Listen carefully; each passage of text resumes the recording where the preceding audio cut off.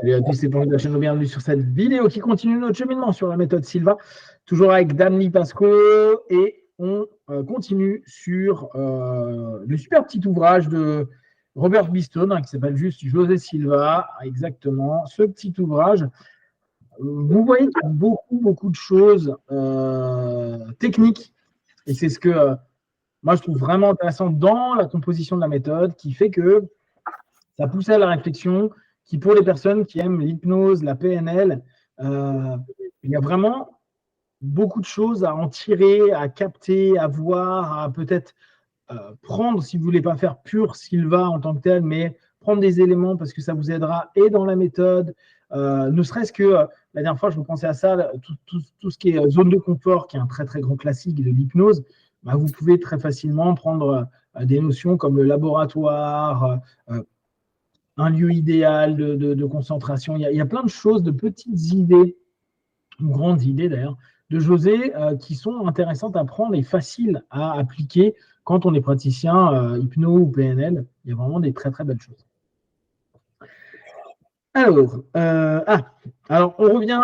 Vous remarquez qu'assez régulièrement, je repasse à vous reparler d'hypnose, et c'est volontaire parce que je trouve que dans l'ouvrage, il y a vraiment ce marquage que tente de faire Robert, à dire on est parti de l'hypnose et on est passé sur une méthode qui est différente.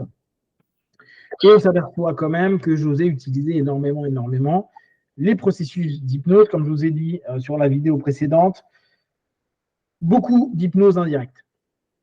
Et en l'occurrence, là, il y a page 86, il utilisait les techniques de confusion pour diminuer le facteur critique, les défenses du facteur critique. Donc, je vous rappelle la définition de base de l'hypnose. L'hypnose est une discipline qui permet un dialogue entre le conscient et le subconscient en diminuant le facteur de jugement, le facteur critique, ce que les Américains appellent bypass the critical factor. D'accord ? Là, il ne dit pas bypass, hein, il ne va pas aussi loin. Il dit to lower the critical faculty defenses. D'accord ? Bon, c'est bypass the critical factor. Il ne faut pas aller chercher super long. Oui. Donc, parlant sur des choses qui n'ont aucun sens pendant 1 heure. On revient sur cette technique avec Lee, qui est un très grand classique de Milton Erickson. Vraiment, il est connu, Milton, pour dire tout et n'importe quoi, de parler de son chien, de parler d'une histoire à la gare, à sa fille. Il y a 1 million de trucs hyper connus où, en gros, et ça c'est super bien pour les hypnotistes, hein, tu peux dire n'importe quoi. Ça peut servir dans une séance d'hypnose. Quand tu comprends ça, bah déjà, tu te calmes vachement sur « ouais, mais il faut que mes suggestions soient super, mon induction soit incroyable ». Tu peux dire n'importe quoi pendant 30 minutes, raconter tout et n'importe quoi, le dernier film que tu as vu être super ennuyant, la personne va rentrer en transe à un moment donné parce que justement, confusion, saturation, ras-le-bol, déconnexion, dissociation, là c'est ce qu'on appelle des transes dissociatives, et à ce moment-là, bah, tu commences à faire tes suggestions. Sauf que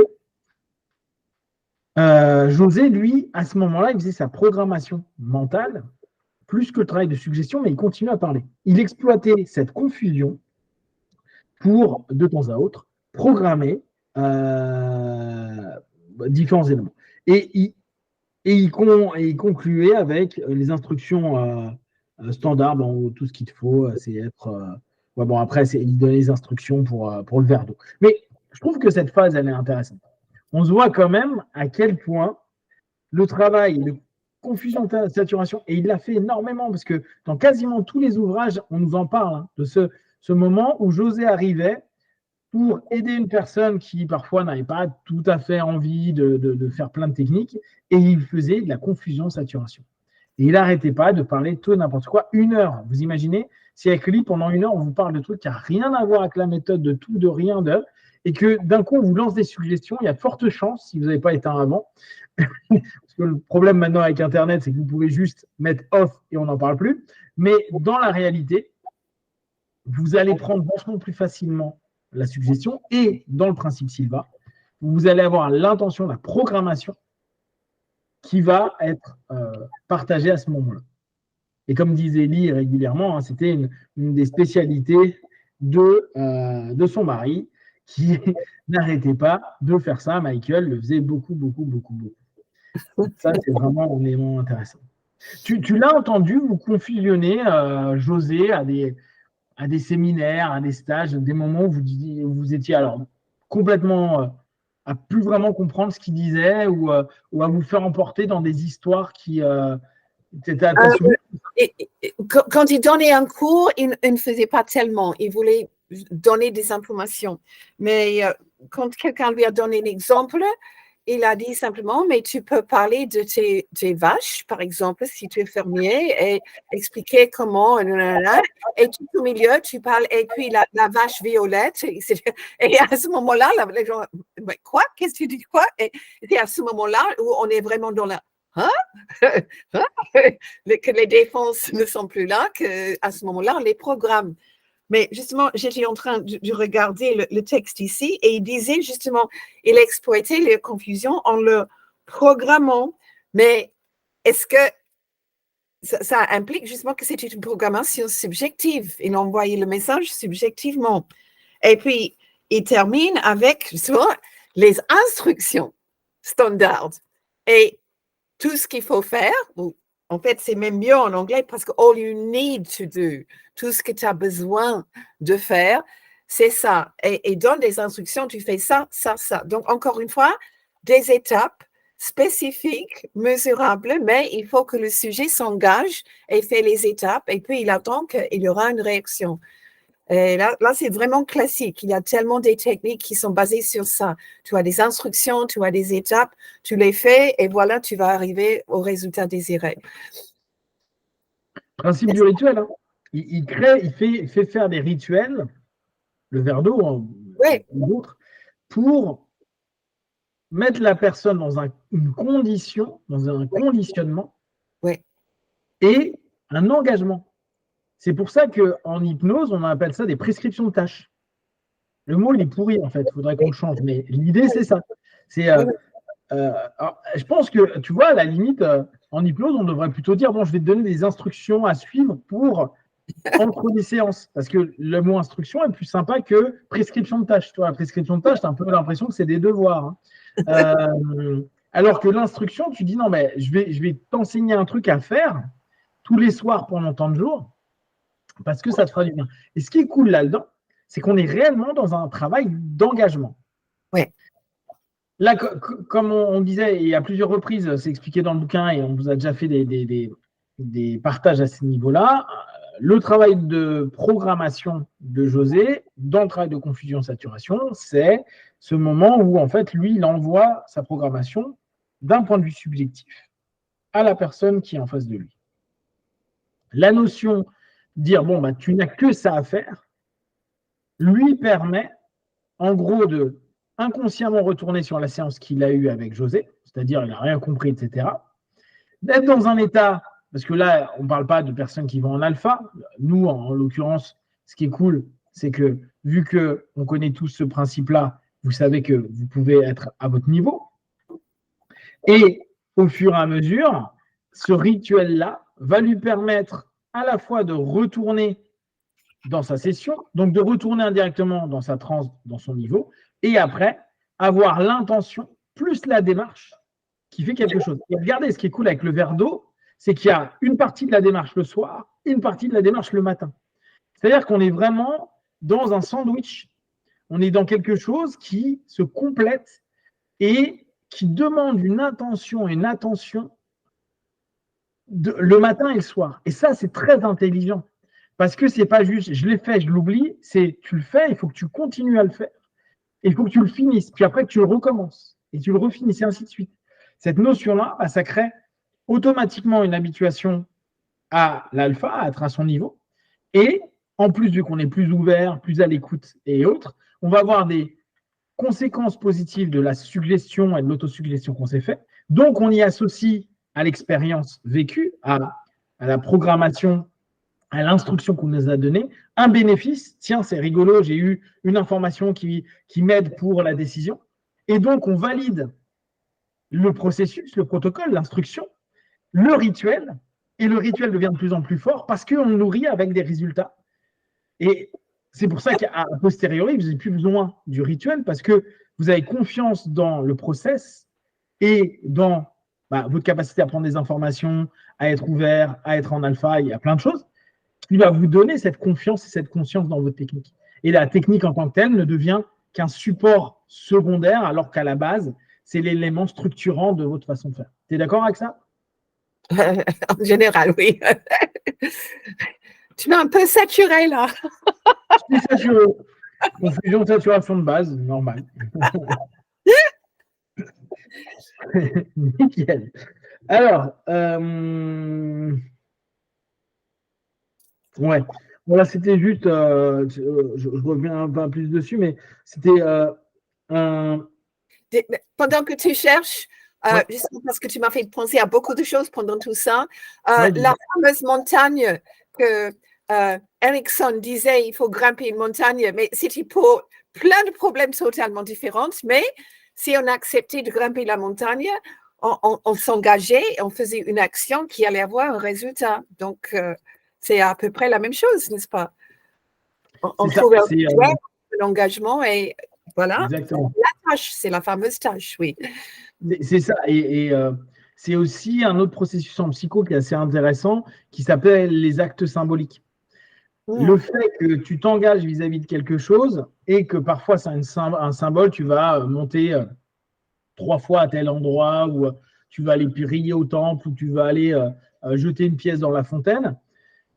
Cet acte symbolique avec l'ensemble des intentions, des envies, des objectifs, des buts que l'on a, devient quelque chose qui marque le début ou est la fin d'une phase. Et ça a d'autant plus d'importance que d'un coup, tu lui donnes un sens, tu donnes un sens à un acte au travers de, si tu le fais 3 fois, tu verras que ta problématique ci aura disparu ou va diminuer, ou tu te sentiras mieux. Et cette notion-là, elle est hyper importante pour tout le processus. C'est comme un déclencheur pour un mieux-être à court, moyen ou long terme. Oui.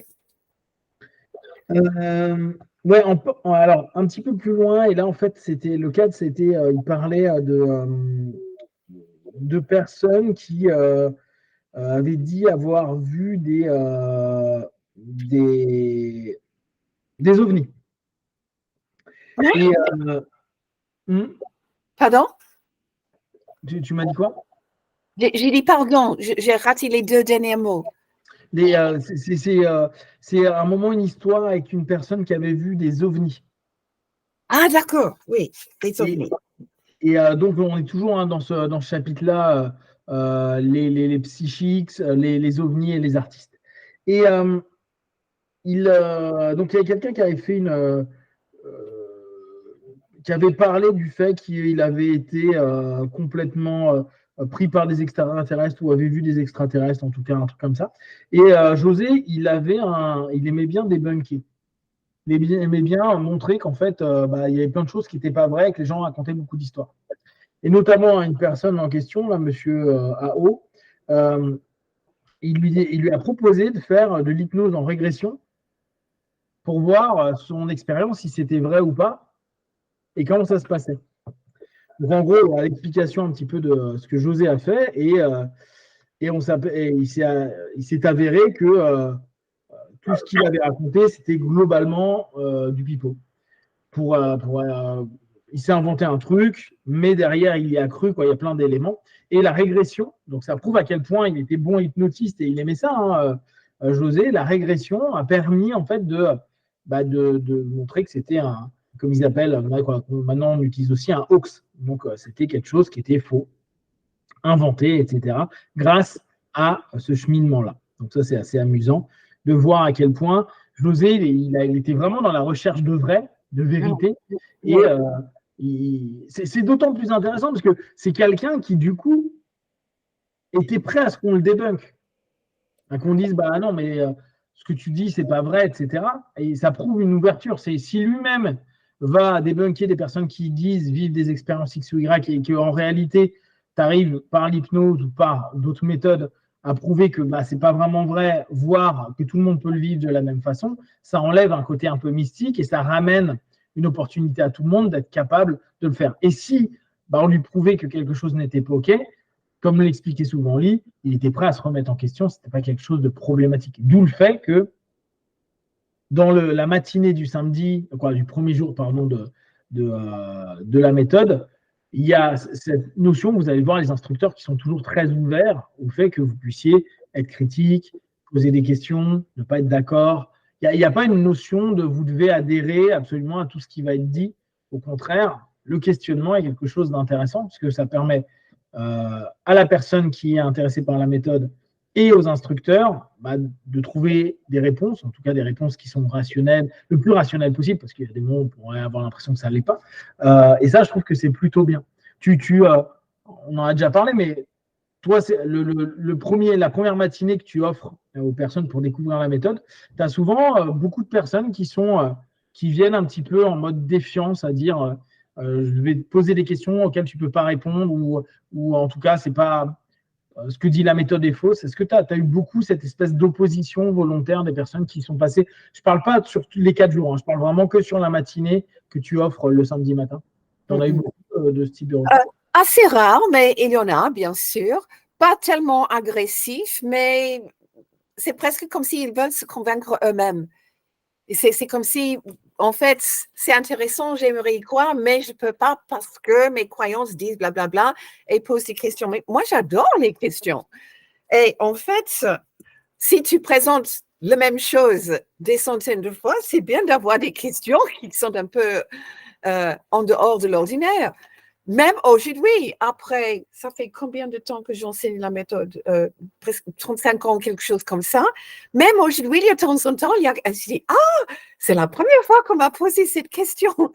Donc, moi, j'aime bien parce que ça fait vraiment plonger un petit peu plus loin dans le contexte de la méthode pour trouver la bonne réponse.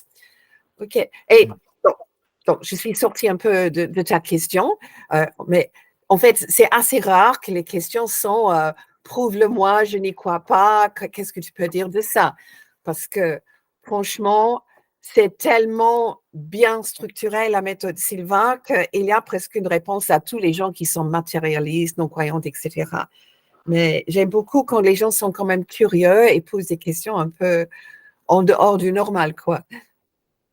Je pense que au lancement de la méthode, ça devait être un petit peu plus compliqué. À mon avis, ça devait être compliqué par moment pour José, parce que tu avais des gens qui voulaient simplement venir un peu casser son business et dire ouais, c'est pourri, ça sert à rien, ça amène rien, etc. Le fait que, c'est dire encore un petit peu plus tard dans l'ouvrage, on en a déjà parlé, mais qu'il y a eu vraiment des journalistes qui ont cassé la méthode, ont été assez durs, et c'était sur l'échelle soit de l'État, soit le niveau national. C'est pas toujours simple parce que tu sentais qu'il y avait vraiment des gens qui n'aimaient pas et qui n'adhèrent pas. Et je comprends complètement que tu n'adhères pas à un système. Hein. Mais il y en a, vu que ça s'est popularisé quand même assez vite, ça c'est quoi assez vite? C'est relatif. À partir du moment où il a réussi à bien faire connaître son système, ça s'est vite diffusé. Et il se peut qu'il y ait des gens qui soient complètement anti ça et qui disent non, mais c'est que de la connerie, c'est une escroquerie, etc., etc. Je vais faire en sorte de faire un article pour que jamais ça ne puisse se développer. Et là, à mon avis, à cette époque-là, il devait y avoir plus d'agressivité qu'aujourd'hui. Aujourd'hui, les gens ils disent oui, bon, chacun sa croyance, ça ne marche pas, c'est du pipeau. Okay. Maintenant, tu as des centaines de milliers de personnes qui l'ont fait et beaucoup qui sont quand même très satisfaits quand on fait des retours.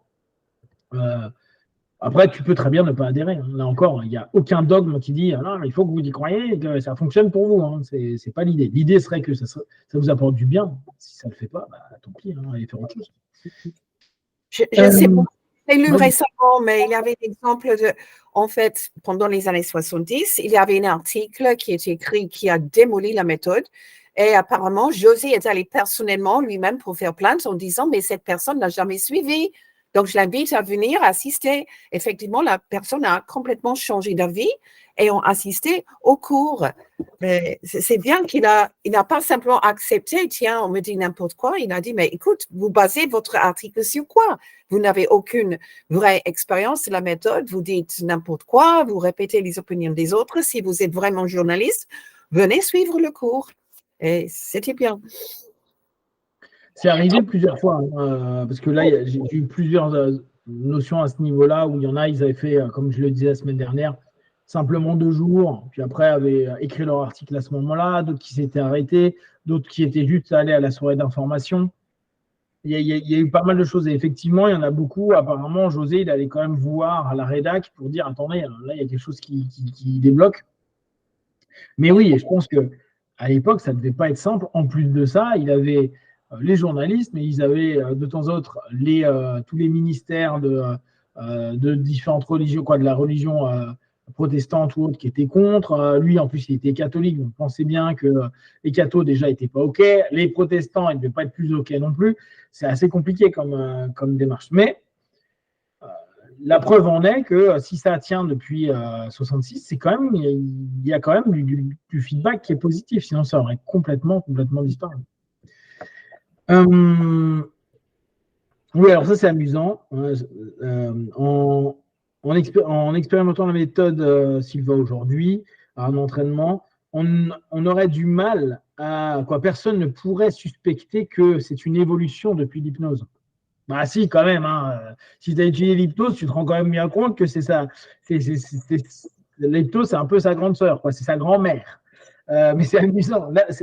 C'est très drôle cet ouvrage parce que c'est l'ouvrage, je crois, de Silva où j'ai le plus lu de choses sur l'hypnose. Je sens que Robert, il voulait dire, les gars, soyons clairs, c'est pas de l'hypnose. Et la moitié du bouquin, c'est bon. Il a étudié l'hypnose, il a fait de l'hypnose, il a fait de l'hypnose, il a fait des régressions de l'hypnose. Mais c'est pas de l'hypnose, ok? D'accord. Ok, Robert, pas de problème. Donc, je trouve ça assez drôle. En hypnose, le sujet est sous le contrôle de l'hypnotiste. Il est méchant, l'hypnotiste. En Silva, le sujet a toujours le contrôle. Moi, ça ne me dérange pas comme logique. Je la comprends très bien et je comprends qu'il y ait eu besoin de défendre autant ça, parce qu'aujourd'hui, même si on a beau expliquer encore et encore et faire des prétos qui encore et encore et encore, et Dieu sait des prétos que j'en fais tout le temps. Là, je vais faire le salon du bien-être demain pendant 5 jours. Tu es sûr que je vais avoir des gens, ouais, mais avec l'hypnose, on peut faire ce qu'on veut aux gens. Oui, mais moi, j'ai pas envie que vous me manipuliez. C'est certain. Et pourtant, il y a des articles, il y a des trucs scientifiques. Donc, je trouve que c'est très, très bien, et je reviens encore dessus. C'est top que José soit dit, bon, on s'écarte de l'hypnose, c'est pas un bon business. C'est un super business, mais c'est pas le business sur lequel j'ai envie de me battre. En fait, c'est comme si on demandait à un hypnotiste, c'est comme si un hypnotiste n'avait plus à faire de pré-talk et que pour une fois, tout le monde est d'accord au cadre qu'il donne. Ok, je vais vous aider à faire ceci. Ok, voilà. La personne ne pose pas de questions, dit d'accord, ok, je ferme les yeux, je respire, je vais à ce niveau-là, c'est nickel. Et c'est quand même super agréable parce que te dire, je peux faire une séance sans avoir fait un préto qui est recadré les croyances des gens, c'est génial. Si à chaque fois, la matinée, tu passais ton temps à ne faire que du recadrage, bon, tu le fais, mais c'est un peu différent, sur on ne va pas vous manipuler, vous inquiétez pas, tous tes trucs, juste entendre ça, les gens vont dire c'est suspect. Pourquoi elle me dit qu'elle ne va pas me manipuler? Tu vois? Et je trouve que là-dessus, c'est aussi un super coup marketing de José, dire allez, l'hypnose, ouais, j'en ai fait, mais on oublie. Ouais. Et je trouve ça très, très bien. C'est stratégiquement génial. Toi, la première, alors, Lee, c'est génial parce que maintenant, elle instruit au UK, elle fait Hypnovision et NGH aux diplômés et instructeurs Silva qui veulent venir, bien sûr. Donc, au UK, en Grande-Bretagne.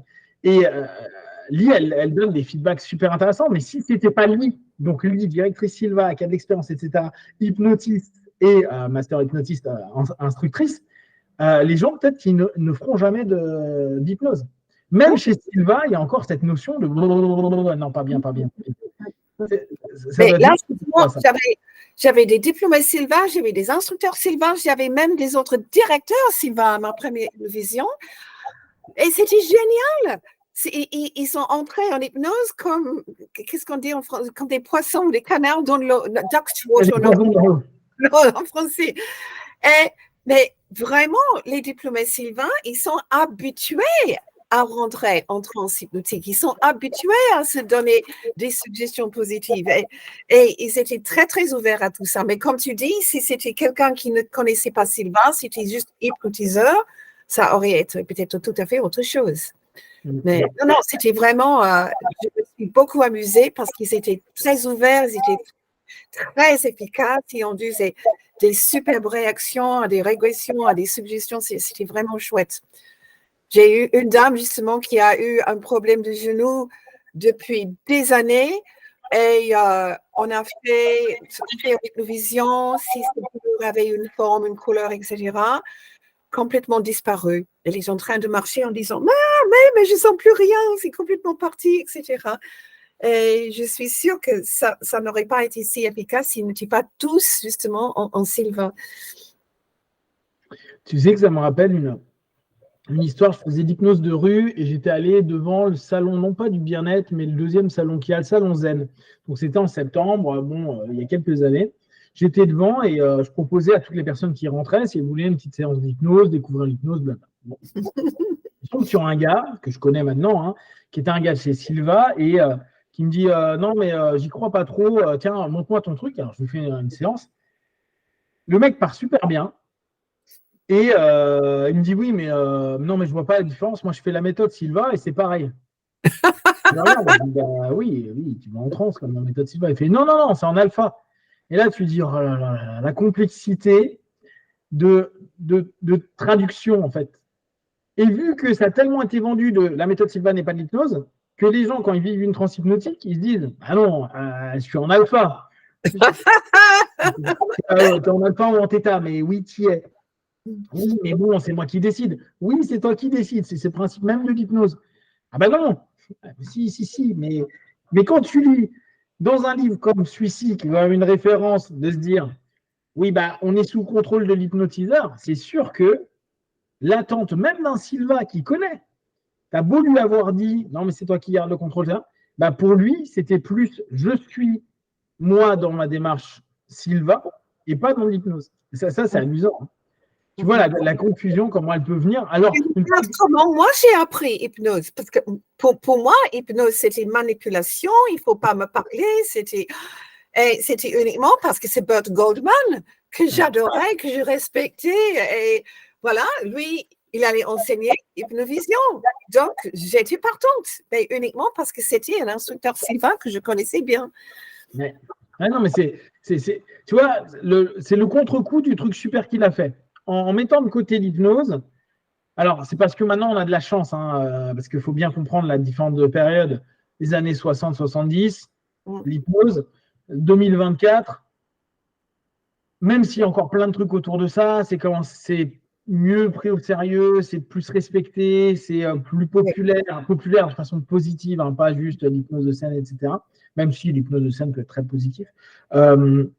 Mais il y a plus cette notion où les croisements, ah oui, il y a aussi ça qui a changé, c'est que maintenant, on fait des croisements de méthodes et de systèmes. Les personnes peuvent étudier de la PNL, peuvent étudier la méthode Sylva, aller chercher de l'analyse transactionnelle, faire de la psychologie, revenir faire un truc ésotérique. Et aujourd'hui, c'était normal pour les gens d'aller développer et croiser des choses. À l'époque, c'est vrai qu'il n'y avait pas forcément des croisements entre quelqu'un qui faisait Sylva, hormis un Burt. Mais tu vois, toi-même, tu m'as dit qu'il n'y avait pas beaucoup d'instructeurs Sylva qui étaient des hypnotistes. Il y avait Jerry qui a fait de la PNL. Mais vu que c'était plus ou moins interdit, j'exagère, mais bon, en gros, il fallait rester très Sylva, ça faisait que beaucoup de Sylva étaient Sylva et n'allaient pas forcément être hypnotistes, PNListes et co. Et aujourd'hui, on n'a plus ce problème-là, il n'y a plus ces barrières. Ouais. Et le croisement fait que ce qui a été fait il y a 60 ans est un peu obsolète dans l'esprit, à se dire oui, mais c'est pas de l'hypnose. Si, mais c'est pas grave en fait. Ça ne change en rien l'efficacité de la méthode. Et tout ça, ça a évolué. Et je pense que c'est aussi, il faut le prendre en compte parce qu'il y a l'histoire derrière qui fait que ça a été écrit à une certaine période avec une volonté spécifique qui était normale pour la période.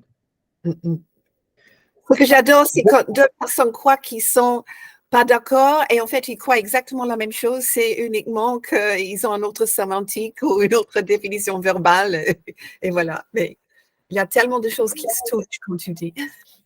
Exactement, et on revient à ce qu'on disait sur la précédente partie, avec les projections astrales ou la projection mentale. Qu'importe. On vit à peu près la même expérience. Tu me dis que toi, tu vis ça en plus. Bon, bah, moi, je peux peut-être me l'auto-suggérer le vivre. Qu'importe. Voilà, on s'en fiche. Le résultat donne à peu près subjectivement la même chose. Les gens sont satisfaits, contents, ils évoluent, ils avancent, ils sont bien. Tant mieux. Voilà. Après, si on veut se faire des guéguerres de oui, mais moi, mon mot, il est mieux que le tien, bah, tant mieux, mais ça ne mènera pas à grand-chose. C'est un peu de perte de temps et d'énergie. On va s'arrêter là pour cette semaine. La semaine prochaine, on va avoir un invité. Oui. Qui est Christian Cavaret, qui va venir donc pendant cette petite heure qu'on passe avec Lee. On va l'interroger un petit peu sur tout ce qu'il met en place, tout ce qu'il fait. N'hésitez pas là cette semaine, si vous avez des questions, à les envoyer, à les mettre sous ces podcasts-là, comme ça nous permettra aussi de poser vos questions à lui, puis aux autres instructeurs et instructrices quand ils auront le temps de passer sur un autre podcast. Si vous avez des questions et des remarques, vous les partagez sur Facebook, YouTube, on y répondra le plus rapidement possible. N'hésitez pas à passer également sur laméthodesilva.2.fr.ch, toutes les méthodes Silva pour les francophones. Et si vous avez des questions, n'hésitez pas pour les Français à contacter Lee. Elle pourra vous donner un maximum d'informations. Comme d'habitude, de tout ce qu'on propose, ne prenez que ce qui est bon et juste pour vous. Testez, observez, analysez et concluez. Merci Lee et à très vite. Ciao, ciao. Ciao.